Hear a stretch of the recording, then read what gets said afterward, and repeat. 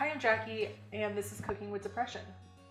I'm here to share my experiences with mental illnesses and what's helped me, while also sharing my favorite recipes. So, if cooking is something you enjoy or used to enjoy, but because of mental illness, you struggle with finding the motivation to cook, this is for you. Today I'm making broccoli souffle. My family's been making this every Thanksgiving and Christmas for as long as I can remember. And they usually have to make an extra tray for me because often it's the only thing I'll really eat. Turkey, not so much. Mashed potatoes and stuffing, alright, but broccoli souffle is really where it's at. I'm not really big into holidays, but I can't deny that some traditional holiday food brings me some comfort. So I've modified my family's dish to be a little more fresh and vegan. So let's get started. The first step is to make cream of mushroom soup. I made this earlier on and I'll add the link to that video. I made it myself because most canned versions aren't vegan and I like the texture from the mushrooms, but you can absolutely use store-bought soup. If you do make the recipe with fresh cream of mushroom soup, you will need to plan for the motivation of both recipes. I would plan to make the soup at least a few hours before. The broccoli souffle is a level 2 and the soup is a level 3, so making both recipes back to back will take the highest level of motivation. Here's what else you'll need. You don't have to make this recipe vegan, and I don't always either. You can use dairy cheese and real mayo, whatever you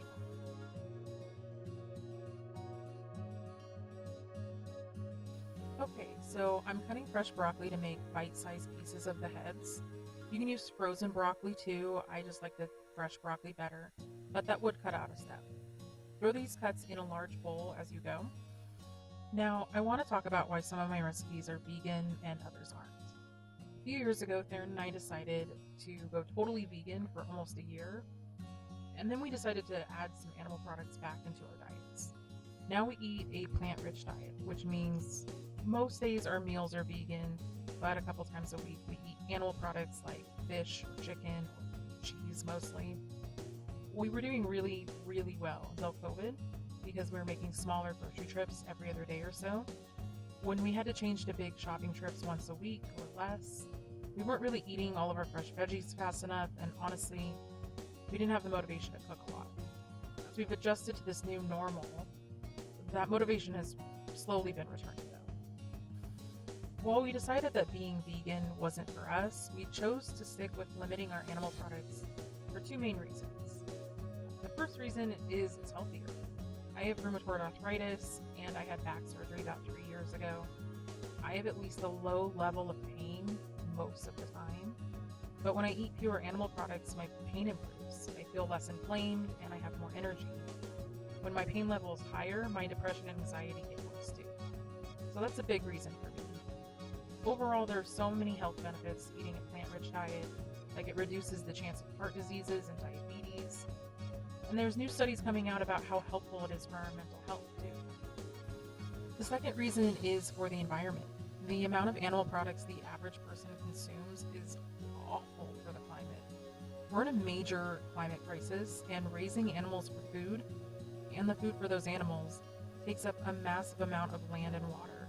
So if we can reduce our personal impact by even a little, why not? There's tons of research, and I'll do my best to add links and videos to my website as I come across them too.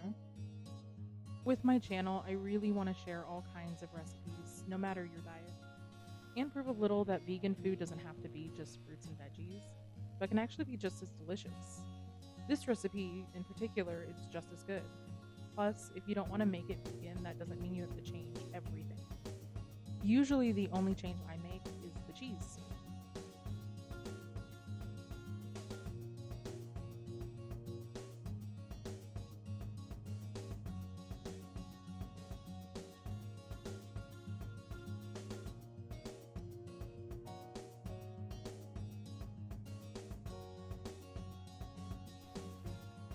Next, put a sleeve of saltine crackers into a ziplock bag, leaving it unzipped a little to let out excess air, and push with a rolling pin, or whatever you have. They don't have to be like fine dust, just mostly broken up.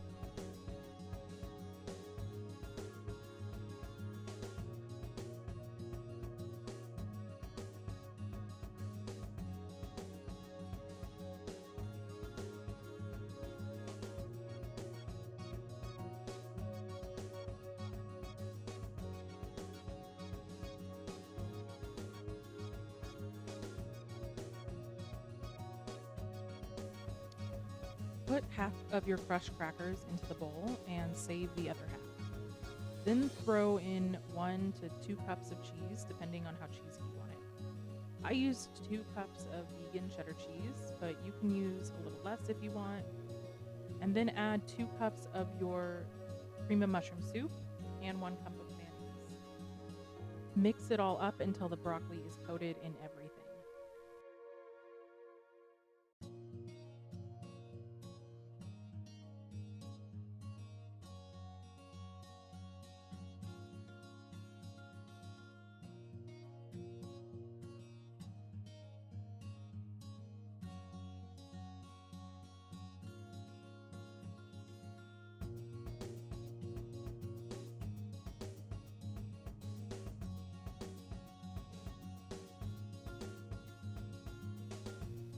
Now pour your mixture into a greased baking dish and spread out evenly.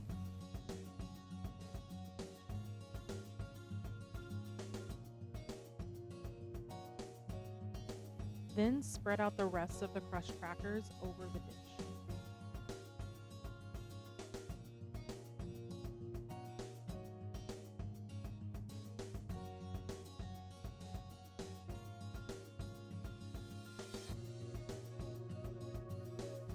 And bake at 375 degrees Fahrenheit for 45 minutes.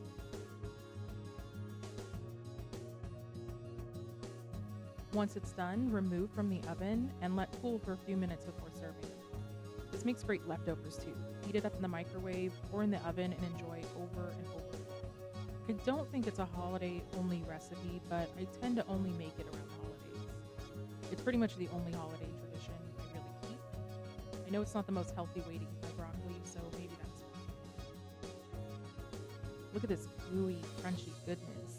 The soup really does a good job of softening the broccoli, so the crunch you have left is actually just the crackers. I will always have love for the broccoli souffle I grew up with, but I hope my family agrees that this is definitely a more grown-up version that's worth the extra work. Alright, that's it. Thanks so much for watching, and I really hope you enjoyed my recipe. Please let me know in the comments below how you liked it and how your experience making it was. And please like and subscribe, and I'll see you next time. Thanks.